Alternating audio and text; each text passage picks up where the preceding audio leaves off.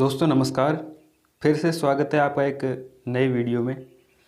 दोस्तों जो बाल विकास और शिक्षा शास्त्र जो सीडीपी का पार्ट आता है, इसमें अगर हम बात करें तो ये आपकी जो रीट भर्ती परीक्षा है उसमें ये आपकी पहली यूनिट है सीडीपी में।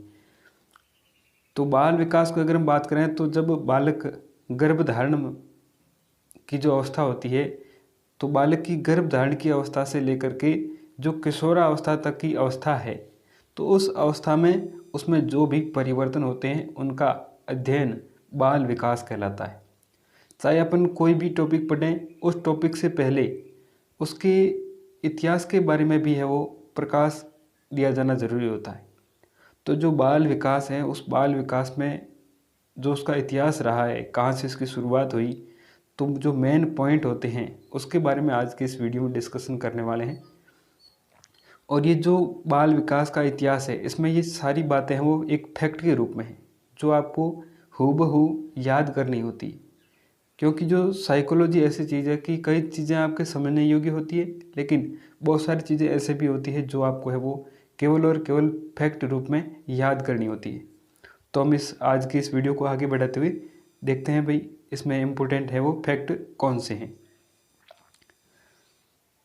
सबसे पहला पॉइंट आता है कि बाल विकास का जनक, यानी कि जो बाल विकास के बारे में कहा जाता है कि स्टैनले हॉल है, इन्होंने बाल विकास के बारे में बहुत ही महत्वपूर्ण कार्य किए थे। इसी कारण से है वो बाल अध्ययन आंदोलन भी इन्होंने शुरू किया था। तो जो बाल विकास का जनक है वो स्टैनले हॉल को कहा जाता है। ये इम्पोर्टेंट फैक्ट है। दूसरा पॉइंट यह था कि कॉम्युनिस्ट ने दोस्तों स्कूल ऑफ इन्फेंसी, जिसे हम हिंदी में शिशु विद्यालय कहते हैं, इसकी स्थापना की थी 1628 ईस्वी में। और इस विद्यालय की स्थापना में कॉम्युनिस्ट ने जो बच्चे हैं उनकी शिक्षा में टीचर को केवल एक सहयोगकर्ता के रूप में माना। और इन्होंने कहा कि जो टीचर होता है उसको अपनी प्रकृति के बारे में भी है वो ध्यान देना चाहिए। बालक को है वो नेचुरल तरीके से है वो शिक्षा दी जानी चाहिए। उसकी जो थॉट्स होती है, उसकी जो सोच होती है, उनको है वो महत्व दिया जाना चाहिए। और सर्वप्रथम जो बालक के बारे में ध्यान आकर्षित करवाया था वो कम्युनिस्ट ही था। और कम्युनिस्ट ने सबसे पहले बालकों के बारे में ध्यान आकर्षित करवाने का कार्य किया था। उसके बाद में अगला फैक्ट आता है कि बाल विकास का वैज्ञानिक अध्ययन, यानी कि वैज्ञानिक अध्ययन और सुव्यवस्थित रूप से अध्ययन किया था पेस्टोलॉजी ने। और ये अध्ययन इन्होंने किया था 1774 ईस्वी में। ये साथियों जो सारे आप फैक्ट देख रहे हैं ये आपको पॉइंट टू पॉइंट याद करने बहुत ही महत्वपूर्ण है। अगला फैक्ट आता है कि बाल विकास का सर्वप्रथम अध्ययन, यानी कि सबसे पहले बाल विकास का अध्ययन है वो किसने किया था। बाल विकास के बारे में सबसे पहले अध्ययन है वो जॉन लॉक और थॉमस हॉब्स, इन्होंने है वो बाल विकास के बारे में सबसे पहले अध्ययन किया था।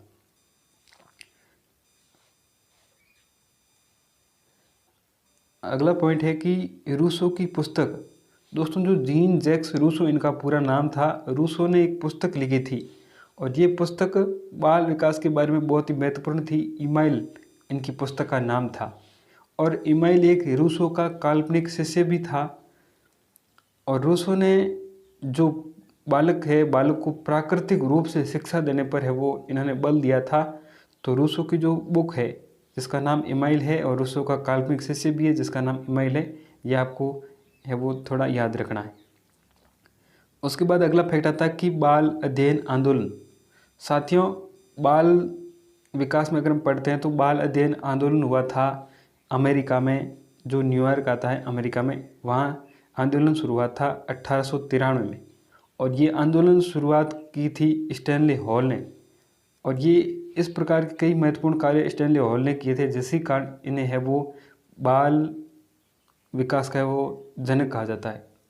और स्टैनले हॉल ने 2 समितियों की स्थापना की थी। ये समितियां हैं वो, इनका भी पहले एक बार क्वेश्चन है वो परीक्षा में पूछा जा चुका है। पहली समिति थी बाल अध्ययन समिति और दूसरी समिति बाल कल्याण समिति। इन दोनों समितियों की जो स्थापना है स्टैनले हॉल ने की थी। और स्टैनले हॉल ने अगर हम बात करें तो एक जो बाल विकास का प्रश्नावली विधि के माध्यम से सर्वप्रथम अध्ययन किया था स्टैनली हॉल ने। दोस्तों, जो प्रश्नावली विधि, अगर हम टीचिंग मेथड पढ़ते हैं तो उसमें प्रश्नावली विधि के जो जनक थे वो थे वुडवर्थ, और प्रश्नावली विधि के माध्यम से सर्वप्रथम बाल विकास का अध्ययन है वो स्टैनली हॉल ने किया था। और स्टैनली हॉल ने एक पत्रिका प्रकाशित की थी। इस पत्रिका का नाम है पेडोलॉजिकल सेमिनरी, ये इनकी पत्रिका का नाम है।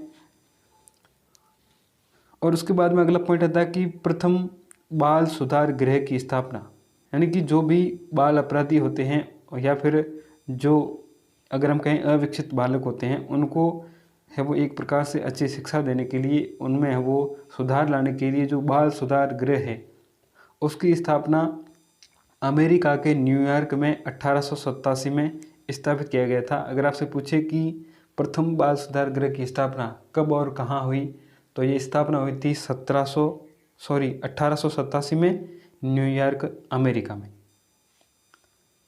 उसके बाद में आता है कि प्रथम बाल निर्देशन गृह, यानी कि जो बालक होते हैं उनको निर्देशन यानी कि उनको परामर्श दिया जाता था।